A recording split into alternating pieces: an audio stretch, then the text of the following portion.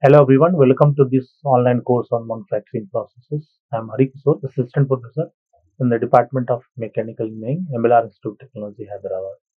So today in this lecture, we are going to discuss about the rolling. We already know that we are doing this series on metal forming. So this is one of the bulk deformation process. Okay. So in this lecture, everything related to rolling we are going to discuss in this lecture. So we'll start with the rolling process. What is the meaning of rolling process? Then we'll see what are the important terminologies which is used in the rolling process.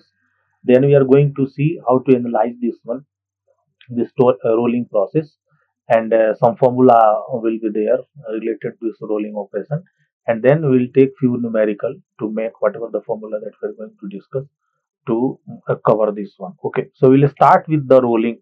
So what is rolling? Just like all the metal forming processes that we are discussing from the starting, already we have discussed forging and we have discussed extrusion process. So in all the metal forming process, we know we have to apply the forces.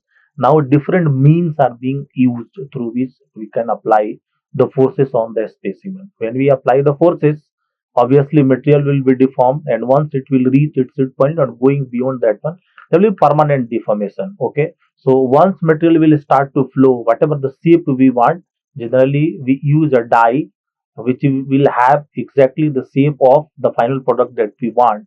Accordingly, it will take the shape of that one. Here in rolling, what actually is being done, or more than two rollers, of course, depending upon whether it is a two high or three high or four high. So accordingly, different type of rollers will be there.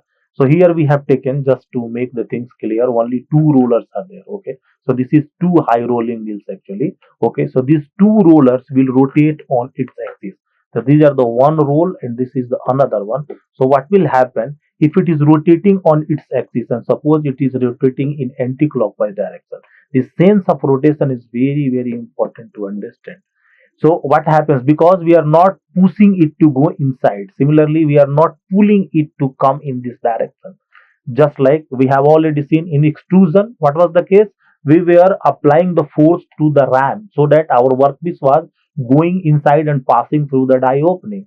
In the wire drawing, we have already seen we were pulling the specimen so that it will pass through the die opening. Here it is neither the case of extrusion nor the case of wire drawing. Here we are not pushing the specimen, we are not pulling the specimen. Then how it is going inside? It is going inside only because of the friction. So because of the friction, it is going inside, and the rollers that we are using to deform the material, their sense of rotation is going to play a very important role. Depending upon the sense of rotation of the rollers, it will be decided that material will come inside in between the rollers and it will be deformed. So that's why this direction is very important.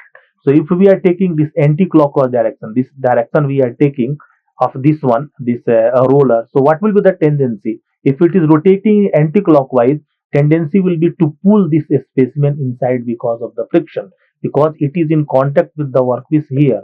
So because of this friction, tendency will be to pull it inside. Similarly, if this one is rotating in clockwise, this lower roller is rotating in clockwise direction, its tendency again will be to pull the specimen inside. So in that way, this specimen, only because of friction, which will be pulled inside the rollers, and from the top and the bottom it will apply the compressive force. So what will happen, the thickness of the specimen or the plate which is going inside, finally it will be reduced. So whatever the initial thickness was, that will be deformed at the final stage. That's what has been written here. Rolling is a metal forming process in which the thickness of the specimen is reduced by compressive forces exerted by the two rotating rollers. These two rotating rollers, as workpiece is coming inside, so from both sides it is applying the forces, so that will be a compressive stress, and because of that the thickness of the material or the specimen will be reduced, which has been shown in figure. Okay, similarly the shape rolling is also possible, like a square cross section is formed into or I beam or the L shape. Other shapes also can be produced, but that is known as shape rolling actually. So what are the important terminologies here? First one will be the bloom, and the special dimension is that given is 150 by 150. So if it is a square cross section of 150 by 150, it is known as bloom. These are the terminologies. When it will be called as a slab, it is rolled from an ingot or a bloom and has a rectangular cross section, okay, now of 250 width or more and thickness 40 and more. Then it will be called as a slab. And the third one is, which is known as billet. It is rolled from a bloom. So what is happening? This one also rolled from a bloom. This one also is rolled from a bloom and is a square in cross section with a dimension of 40 So these are the three terminologies which is generally being used. It may be whatever the specimen we are using, we are going to deform through the rolling. Maybe bloom, it may be slab, or it may be billet, depending upon the dimensions. Okay, but these two comes after this one. So bloom, which is already rolled over there in the rolling process, if it fulfills this dimensional feature, then it will be called as a slab or it will be called as a billet. Okay. Now in blooms are rolled into structural shapes like railroad tracks. So just see here, this is the bloom. The dimension is given, so it will be rolled or it will be transformed or deformed into the structural shapes. And what is the structural shapes? It may be rails or what it will be railroad tracks. Second one is billets. So you can see here, this is the billet dimension we have already seen. It will be transformed into a structural shape. And what will the structural shape? It may be bars, it may be rods. And third one that we have seen is slabs, that will be rolled into the structural shape. So it may be plates, it may be sheets, or it may be coils. Are rolled into plates, sheets, and strips. Hot rolled plates are generally used in where the application of all these things are. It may be in shipbuilding, it may be in bridges, it may be in boilers, it may be in welded structure for various heavy machines and many other products. So these three terminology we have seen: what is blooms, what is billet, and what is slab. So whenever our workpiece we are using or we are going to roll it, it may be a bloom, it may be a billet, it may be a slab, depending upon their dimension, which is already given, and what we are going to produce through this one. So if it is a billet, so that a structure or the rolled product that we are going to get from that one, it may be a rail or it may be a railroad tracks. Similarly, if it is a billet, what we are going to do, whatever the structural shape that we are going to get through this one after rolling, it may be a rod, it may be a bar. Similarly, if it is in the form of slab, so the structural shape that we are going to get is, it may be a plate, it may be a sheet, or it may be a strip. What are the major application of this one? So we already seen, it may be in shipbuilding, it may be in bridges, it may be in boilers, it may be in welded structure, or it may be in heavy machines or many other products. Okay. So we are going to discuss here of some terminologies of this one. Many things has been used here. So this one by one we are going to discuss. So what is the initial thickness? So this specimen is there. So T naught actually is initial thickness. Initial thickness of, it may be billet, it may be blooms, or it may be slabs, depending upon the dimension. Okay. And then TF is the final thickness. Final thickness.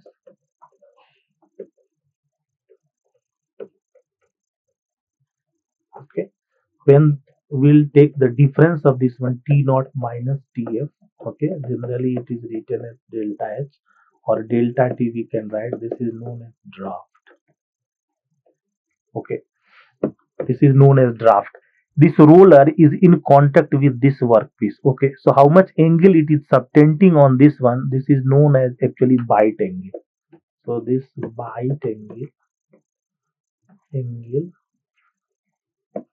this is theta. Okay. How much length is in contact? This length is known as contact length. Many technical terms are there. Contact length, which is generally denoted as LC. Okay, na?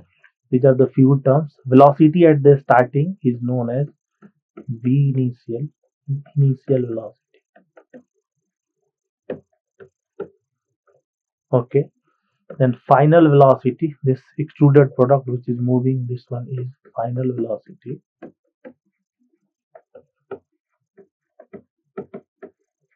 Vf always will be greater than Vi. This final velocity will always be more than the initial velocity, and velocity at this neutral plane is generally written as V naught. Okay. Anything more that we need to discuss in this one? Yes. What is the relation between, if we want to calculate, for example, this tan theta means this bite angle. So there is a relation, and this relation is a draft upon R. Okay. What will be the maximum draft which is possible? Delta H max is equal to mu square. The square of the friction coefficient of this material which is in contact, especially this roller is in contact with the workpiece. So this is mu square R. So these are the few formula. Derivation is not required.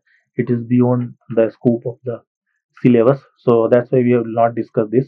But these are the very very important relations, because based on that many numericals are being asked either in competitive examination, even in academic also, these kind of numericals. So one numerical we'll take on this one, and we'll stop this lecture here. So this is the numerical that we are going to solve. Okay, so what this numerical is, what it is telling, in a single pass rolling operation, single pass. Okay, in a single pass means that rolling arrangement is too high. So in a single pass rolling operation using a 410 steel rollers. Okay, now this is the diameter actually. So diameter is given, rollers diameter is given 410 mm. So what will be the radius? The radius will be 205 mm. Okay, a strip of width 140 mm. So a strip width, suppose we are writing with denoting with B, so it is 140 mm. It is given, and thickness 8 mm undergoes 10% reduction. So initial thickness Ti is actually 8 mm. And what is happening? Final thickness is being reduced by 10% after reduction. So what we have to calculate? We have to calculate bite angle. Just now we have see theta bite angle. So this theta we have to calculate. So how to calculate that? We just now we discussed one relation based on this one. And what was the relation? What was that relation? That relation was, what was that relation? Sorry, what was that relation? The relation was this one. Tan theta is equal to delta S upon R. What is delta S? Delta is nothing but a draft. So what we'll have to, so we'll write this relation, tan theta is equal to under root delta H upon R. Now what is delta H? It is draft. So delta H we can calculate draft, and this is nothing but initial thickness minus final thickness. So what is the initial thickness? That is given 8 mm, and it is reduced by 10%. So if it is reduced by 10%, so what does it mean? It will become 0.8. So once it will become 0.8, 10% reduction is there. Means what will be the 10% of this one? It will be, this is 8 and 10% of this one. So we just calculate here 0.8, it will be 10% of this one. Okay, no? So no, not this one. 10% of it was 0.8 now. So what will be the final? Sorry. So let me calculate here. So what will be TF? TF will be actually 8 minus 0.8. So what it is going to be? 7.2 mm. Okay, na? So this will be 7.2 mm. So once you will calculate this one, how much it will comes out? It will be actually 0.8 mm. Okay, na? 0.8 mm. So what will be the angle if we calculate this one? So we can write tan theta, and this will be under root delta H upon R. What is the value of delta H? 0.8, and this R is what is the value? This R is 205. If we calculate this one and we'll take the inverse of this one, then theta will comes out. This theta will comes out 3.0. What will be the value? 3.57 degrees. What we have to calculate? We have to calculate in radians, so no problem. This theta actually will be, what is this value? 3.57. If we multiply by pi upon 180, it will be in radian. So what will be the value of this one in radian? This is 0.63, 0.06. So value of this one will be 0.063 radian. So that will be the value of this. So we'll end this lecture here, and next we'll come up with some exciting video or exciting lecture related to this metal forming. Mostly it will be on now. We are left with the sheet metal forming. So our next lecture will be on sheet metal forming. Thank you.